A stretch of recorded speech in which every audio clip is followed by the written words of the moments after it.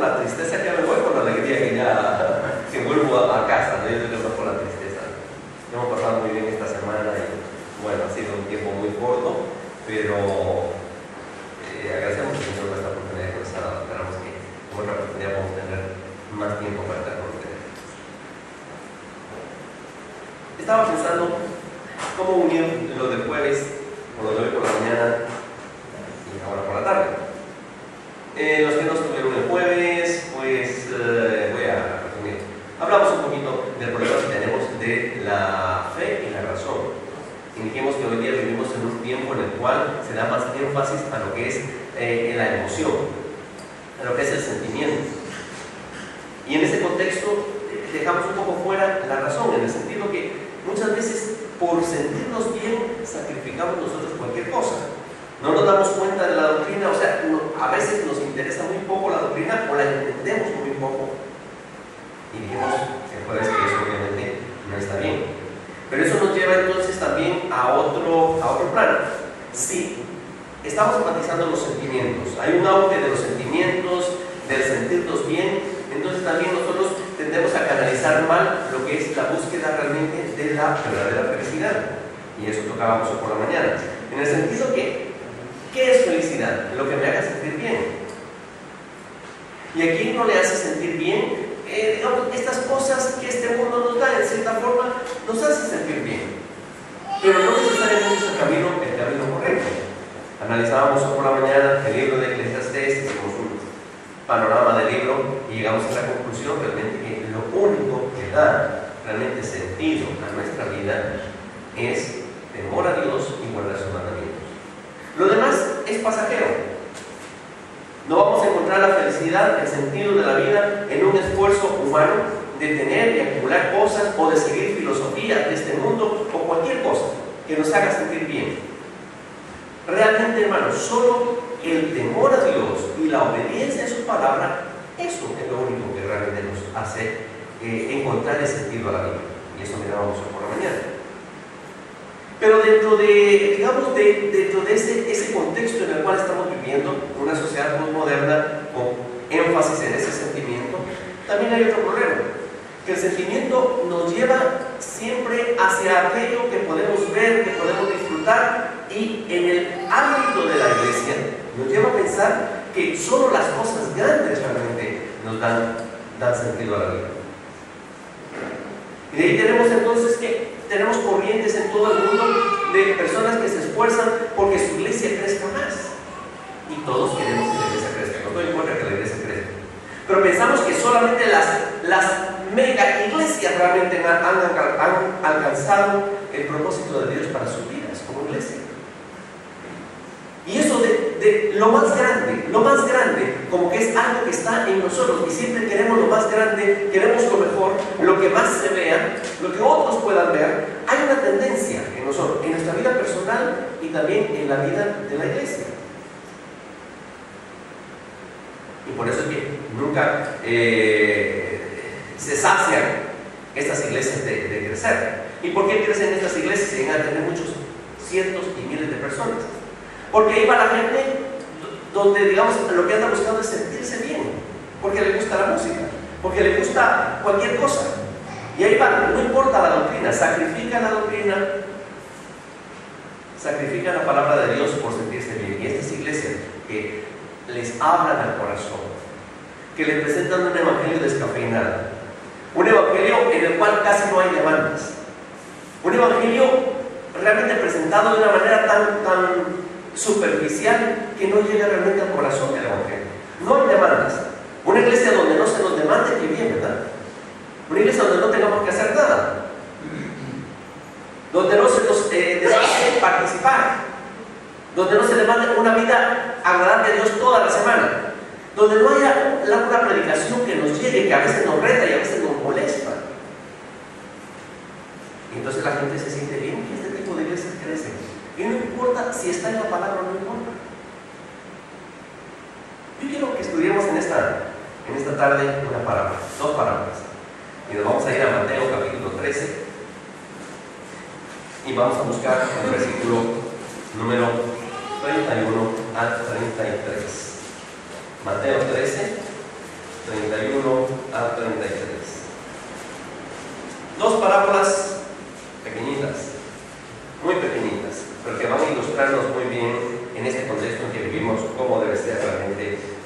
nuestra vida y la vida de la iglesia. Muy bien. Hay una planta que se llama, digamos, el nombre común es la palma de cera del quindío. Y es una planta que nace, digamos, de una semilla que es poco más grande que una aceituna y llega a crecer la planta hasta 60 metros. Y 60 metros sí que es algo. Y uno se pregunta, ¿cómo es posible que de una semilla tan pequeña pueda salir una planta que es la más alta del mundo? De este tipo de plantas es la más alta. ¿Y cómo es posible eso? Posiblemente si le preguntáramos a personas no creyentes, a científicos, a gente que estudia esto, trataría de explicarlo de muchas maneras. Pero la verdad es que nadie puede explicar que en medio de esto hay realmente algo milagroso. ¿Cómo es posible que de una semilla tan pequeña pueda crecer con los años una planta tan grande? Para nosotros hay un principio milagroso en eso. Para nosotros los creyentes, los que entendemos la palabra del Señor, hay un principio milagroso que nos hace contemplar la mano del Señor de una manera muy especial. ¿Cómo es posible que una semilla pueda soportar las inclemencias del tiempo, pueda soportar la sequía, pueda soportar la deshidratación, pueda soportar muchas cosas y todavía así germinar y crecer y llegar a ser una planta tan grande? De algo pequeño surge una planta muy grande. Ahora, este principio realmente del crecimiento de esta planta y de todas las demás plantas, eso es precisamente lo que el Señor Jesucristo nos enseña a nosotros a través de estas dos parábolas. Nos enseña a través de la parábola de la semilla de mostaza y de la levadura que de las cosas pequeñas pueden surgir cosas grandes. Pero ya vamos a ver en qué sentido. El Señor nos introduce en el mundo de las semillas, en las cuales crecen de manera silenciosa en lo oscuro de la tierra hasta hacerse plantas muy grandes. El Señor nos introduce también en el mundo de la levadura, que de una manera silenciosa va avanzando en poco tiempo hasta que leuda toda la masa. Y esto lo hace el Señor para resaltar la semejanza que hay entre estos dos procesos naturales y lo que es el reino de los cielos. Y si el Señor lo está diciendo aquí, es porque así es. Es porque esta es la forma en que el reino de los cielos está creciendo hoy día. Muy bien, un poquito de contexto de Mateo para ubicarnos mejor. ¿Cuál es el propósito de Mateo? Recordemos que Mateo está escrito para judíos y está tratando de explicar Mateo de alguna manera qué pasó con el reino de Dios. Los judíos se preguntaban, bueno, esperábamos al Mesías, algunos habían creído en él, algunos no todos, y ahora viene y lo crucifican, es sepultado, resucita y se va. ¿Y qué pasó con el reino? Entonces Mateo escribe a los judíos intentando de alguna manera demostrarles a ellos que Jesús, ese Jesús que fue crucificado, que fue sepultado y que resucitó, Él es el Mesías. Eso es lo que Mateo está tratando de decir. Pero también Mateo está tratando de decir, bueno, ¿y qué pasó con el reino de Dios entonces? Si tenían la esperanza que el Mesías venía a establecer el reino, entonces ¿qué pasó con el reino ahora? ¿Será que ya se terminó eso? No, porque hay muchas profecías en el Antiguo Testamento, así que esto no puede terminar. De tal manera que lo que Mateo va a hacer aquí es explicarnos la forma en que el reino toma ahora entre las dos venidas de Cristo. Hay de alguna manera una modificación, pero el reino sigue creciendo. Recordemos que estas parábolas de Mateo 13 son el resultado del rechazo total del Señor hacia el Señor Jesucristo. En el capítulo 12, versículo 24, cuando le atribuye que todos los milagros Él los estaba haciendo por el poder de Satanás mismo. Entonces, en medio de ese rechazo, el Señor Jesucristo cambia de alguna manera su forma de enseñar y se dedica a las parábolas. Y nos dice en las parábolas, aquí en el capítulo 13, cuál era el propósito de las parábolas. El propósito de las parábolas dice esconder la verdad de aquellos de los incrédulos, pero hacer clara la verdad a los creyentes. De tal manera que nosotros como creyentes tenemos el privilegio de entender estas verdades que están ahí y todas las verdades que están en la palabra del Señor.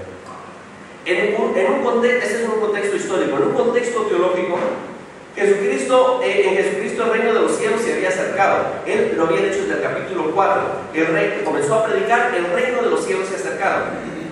Pero se estaba acercando a la tierra en la persona del rey, que era el Señor Jesucristo. Pero él sabía que no iba a establecer el reino, porque él sabía que venía a morir en la cruz. porque era la única manera de salvarnos. Así que él tenía muy claro que venía la cruz. Pero el reino de los cielos se ha acercado, se acerca en la persona del Señor Jesucristo. Así que las parábolas de Mateo 13 lo que están enfatizando es esa nueva forma que toma el reino. El rey se va temporalmente por unos años y luego vendrá. Esta es nuestra convicción, que Cristo vendrá. Pero en ese periodo entre las dos venidas de Cristo, entre la primera y la segunda venida, que es la que esperamos, ¿qué forma toma el reino? ¿Se paran las promesas de Dios, se termina todo, o esto sigue funcionando? No, esto sigue funcionando. Y cada una de las parábolas nos van a dar un aspecto diferente del reino en este tiempo. Así que las parábolas también tienen una demanda para los seguidores del Señor. Y la demanda es una demanda de una conversión genuina. Aquí hay una demanda de conversión genuina. No hay conversiones a medias, Dios. No hay medios creyentes. O somos o no somos. O hemos creído en el Señor o no hemos creído en el Señor. En esta cosa no hay términos medios. Y se nos demanda una conversión genuina. Una conversión genuina que definitivamente va a llevarnos a una nueva ética, a una nueva manera de vivir. Una conversión genuina va a vivir ahora la ética nueva que el Señor Jesucristo nos enseñó. Y que estas parábolas van a demandar de nosotros, entonces, no solo la conversión genuina, sino que van a demandar de nosotros que nuestra forma de vivir debe ser diferente, porque ahora somos parte de una nueva forma en que el reino de los cielos está creciendo. Eso es lo que nos van a enseñar las dos parábolas. Así que el Señor nos enseña del crecimiento misterioso y la expansión del reino de los cielos. ¿Cómo crece? ¿Cómo se expande el reino de los cielos? De una manera misteriosa. Pero aquí hay mucho para nosotros. A veces sentimos un poco tal vez hasta envidia de ver iglesias que cómo crecen y se puede leer